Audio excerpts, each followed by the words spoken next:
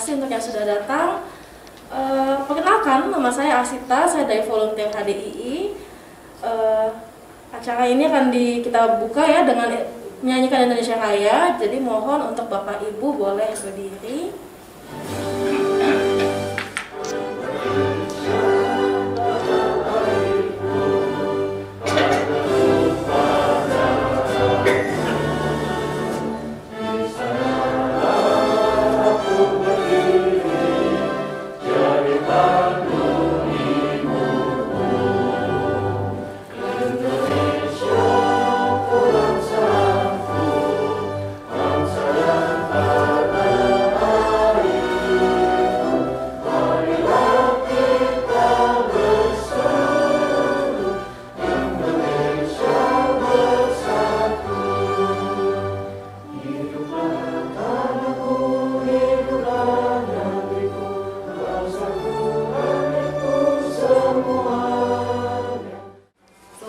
Semuanya, perkenalkan saya Rina Renville, Ketua HDII DKI Jakarta 2019-2022.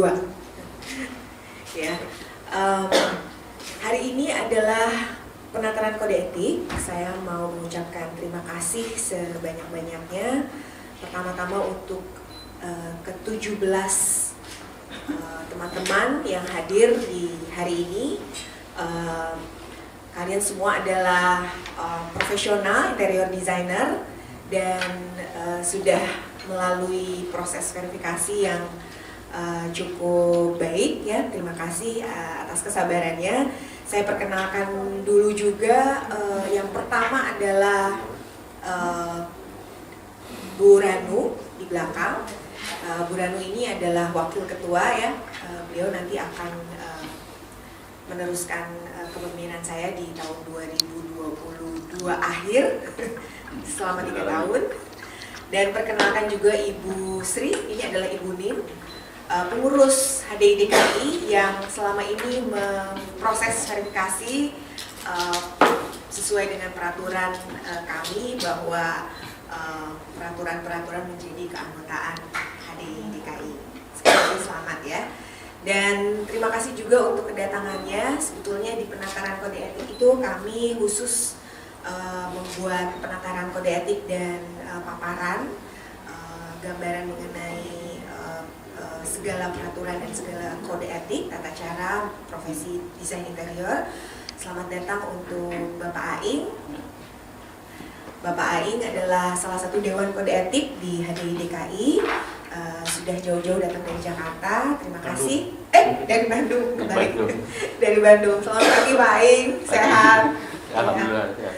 Dan Pak Refra, perkenalkan Bapak Refra. Beliau juga salah satu dewan kode etik di HDII DKI, HDII Himpunan Desainer Interior Indonesia. Bismillahirrahmanirrahim. Assalamualaikum warahmatullahi wabarakatuh. Selamat pagi, salam sejahtera dan salam HDII. Para yang sudah sebagai sahabat DKI dan juga yang akan sebentar lagi jadi sahabat DKI juga. Kesempatan ini saya salah satu dewan kode etik.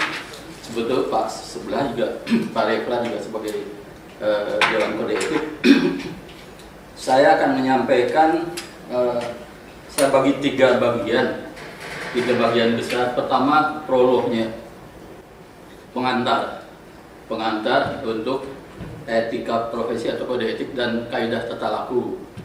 Kemudian yang keduanya, substansinya yang sebetulnya betul-betul isinya dari dewan kode dari kode etik. Ya. Sekedar kita menyampaikan lagi ya, barangkali karena di prolog itu perlu juga saya sampaikan, ada profesi adalah suatu pekerjaan yang melaksanakan tugas yang merupakan atau menurut keahlian, satu, expertise, dan kemudian teknik-teknik khusus serta dedikasi yang tinggi ya, yang di bold itu yang perlu kita sebagai pegangan kita semua ya. Seseorang memiliki suatu profesi tentu disebut profesional. Jadi profesional itu harus punya skill, punya knowledge, punya attitude. Ya. Skill sudah terbiasa, kita mulai dari kampus mengerjakan proyek itu sudah biasa. Knowledge itu bekal-bekal dari kampus, tentu kita mendapat knowledge yang bagus. Ya, nanti di ujung bisa kelihatan di mana sih posisi skill sama knowledge itu akan harus dikuasai oleh sendiri. Ya, dan attitude, attitude itu yang kaitan dengan kode etik yang kita akan kami akan berikan penataran di sini. Nah, kemudian di sini ada 4 poin ya yang dalam menjalankan profesi, seorang profesi perlu memiliki dasar-dasar yang perlu diperhatikan. Di antaranya tanggung jawab. Ya.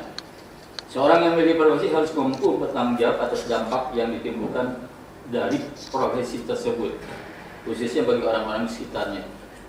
Kedua, keadilan.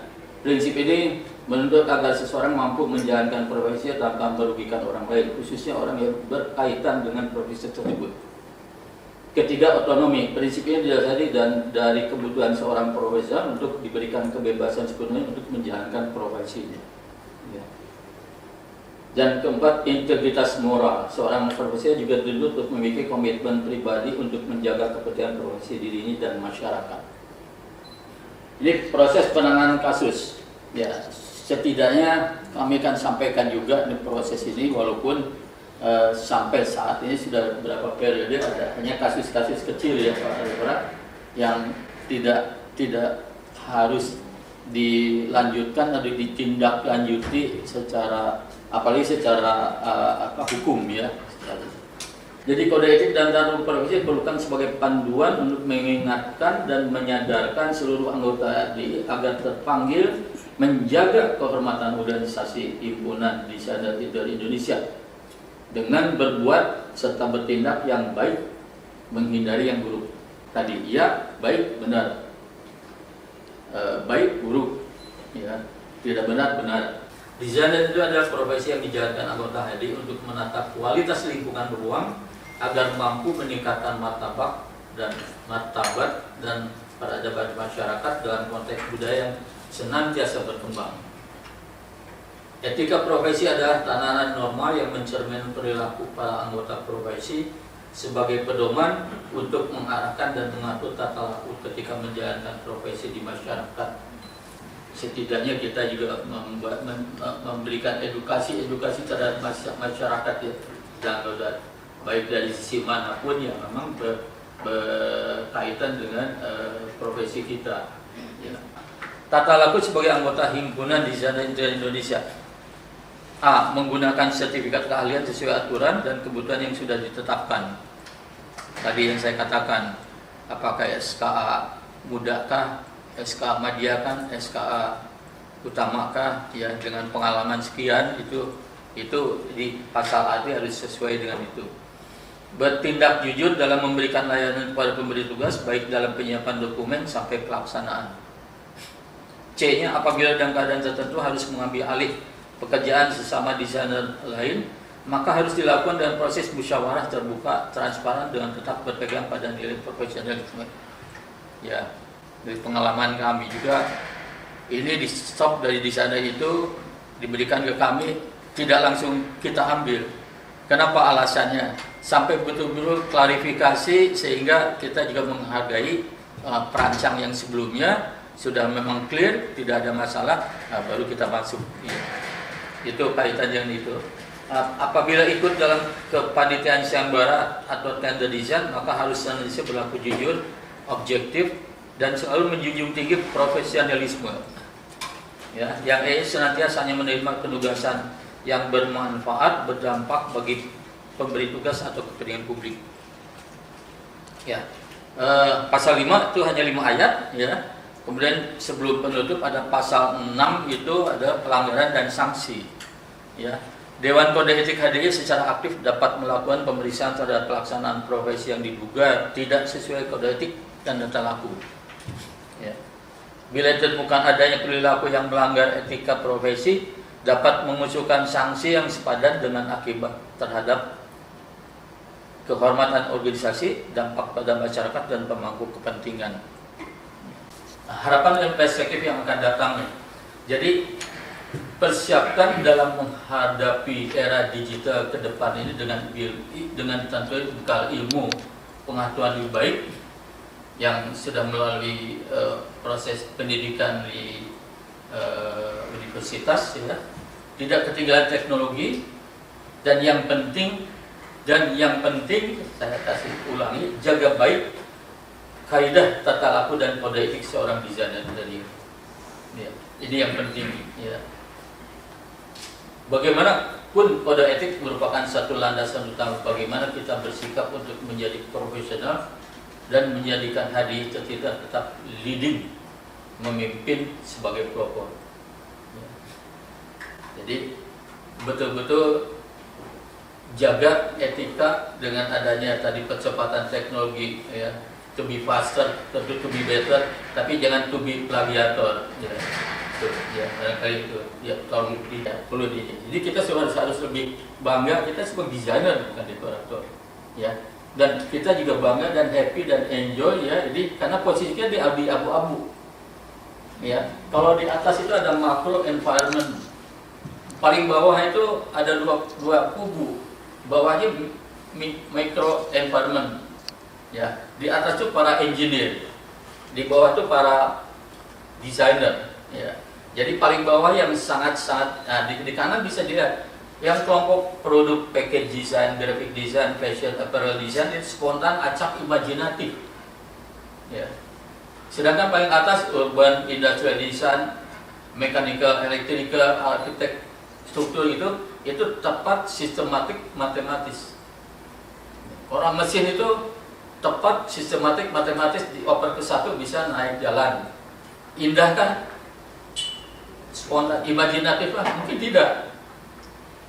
Sedangkan fashion apparel tidak perlu, dia merancang jadi bagus pakaiannya, ya kan? Tidak perlu ada sistematik, matematik. Sebagai penutup, maka berkaryalah dengan fokus, sungguh-sungguh, jujur, beretiket, dan tetap tersemun, karena kalian adalah orang hebat. Amin.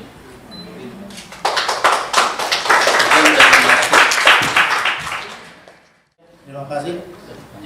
Assalamualaikum warahmatullahi wabarakatuh. Yang hadir sekarang yang akan dilantik adalah anggota profesional. Nah, apa yang saya sampaikan sekarang sebetulnya sudah ada perbaikannya. Yang saya terima masih draft. Tapi percayalah, apa yang saya sampaikan walaupun tidak sesuai dengan hasil penyempurnaan sekarang, secara substansi masih sama, gitu. Masih sama. Jadi ini adalah poin-poin akan saya sampaikan.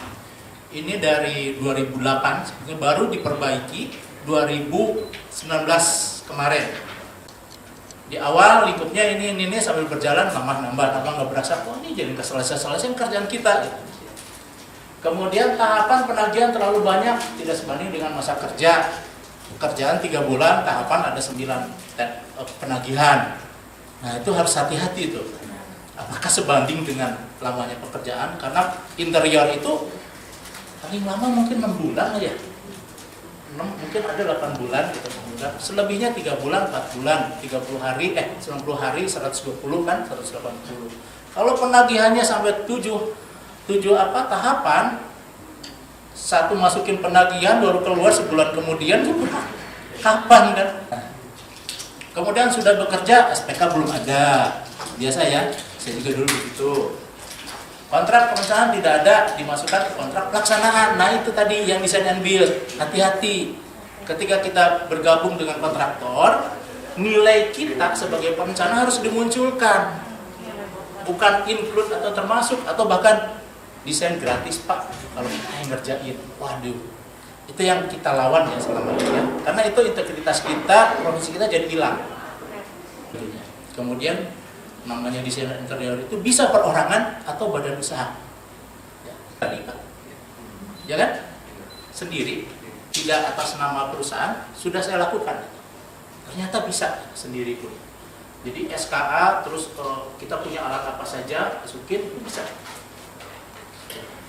Kemudian bekerja secara profesional mengikuti tahapan desain. Kemudian, bekerja profesional mengikuti tahapan desain. Biasanya teman-teman itu banyak yang alergi terhadap pekerjaan pemerintah ya.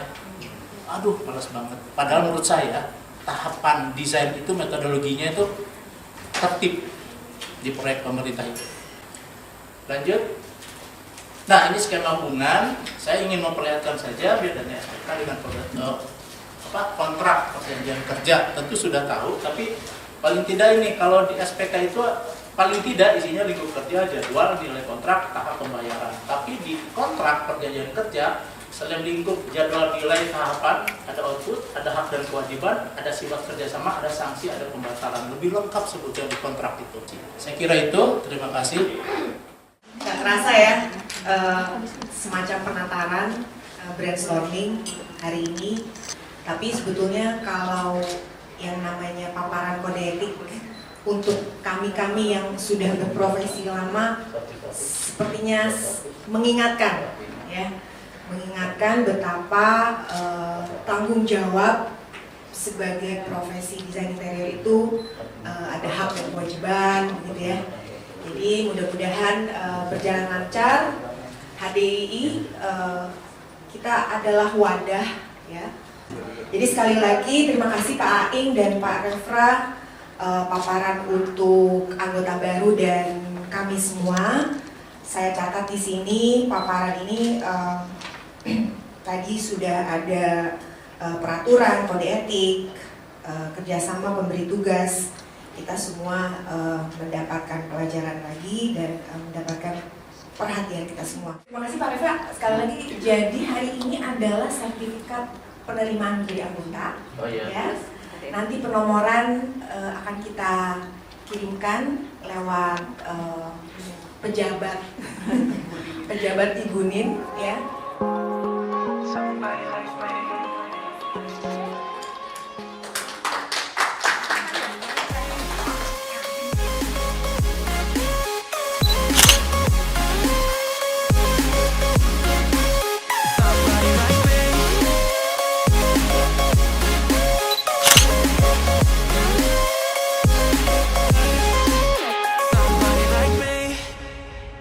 Took you out and showed you the city. How'd you let somebody so pretty's what they said to me?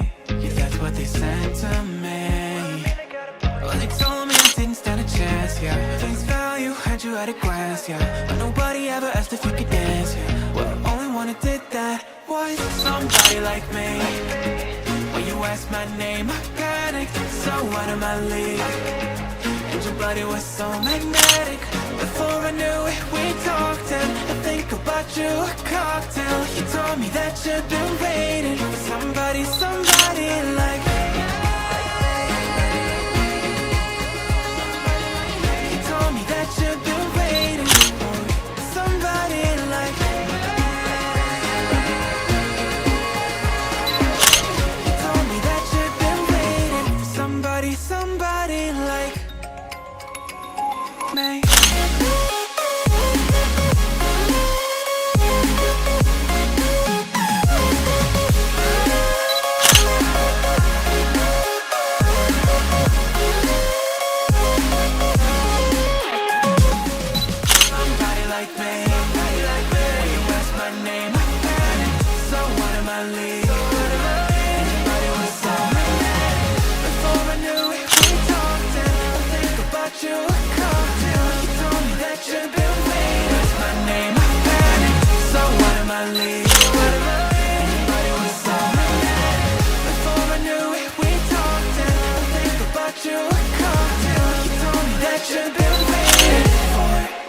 Somebody like me.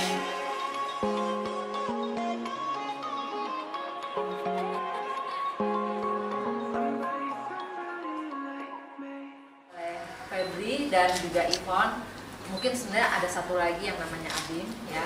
Tapi untuk ke depan karena setelah pelantikan ini kita sebenarnya ada 4 kategori anggota. Nah, yang hadir di sini semua adalah kategori dari anggota 1, 2, dan 3 kemungkinannya. Jadi nomor anggota itu akan diberikan setelah kami memverifikasi lagi ya kemampuan dari para anggota-anggota yang baru ini. Jadi di sini mungkin Anda juga semua sudah mendapatkan ya ini dari awal. Jadi sudah tahu bahwa yang namanya anggota profesional itu adalah persyaratannya yang bergelar S1 sarjana interior atau arsitektur. Tetapi bagaimana kami dapat mengetahui bahwa Anda sebagai perencana? Karena yang namanya sudah sarjana interior atau arsitek, bisa saja mereka tidak menjadi desainer interior, tapi bisa juga menjadi cost estimate, bisa juga menjadi MK, gitu ya. Banyak sekali profesi. Nah, kami di HDI ini adalah sebagai profesi desainer interior yang tadi juga sudah disebutkan oleh Pak Aing, Pak Refra sebagai kode etiknya seperti apa, pekerjaannya juga seperti apa ya. Dan itu adalah yang diharapkan sebagai anggota HDI profesional.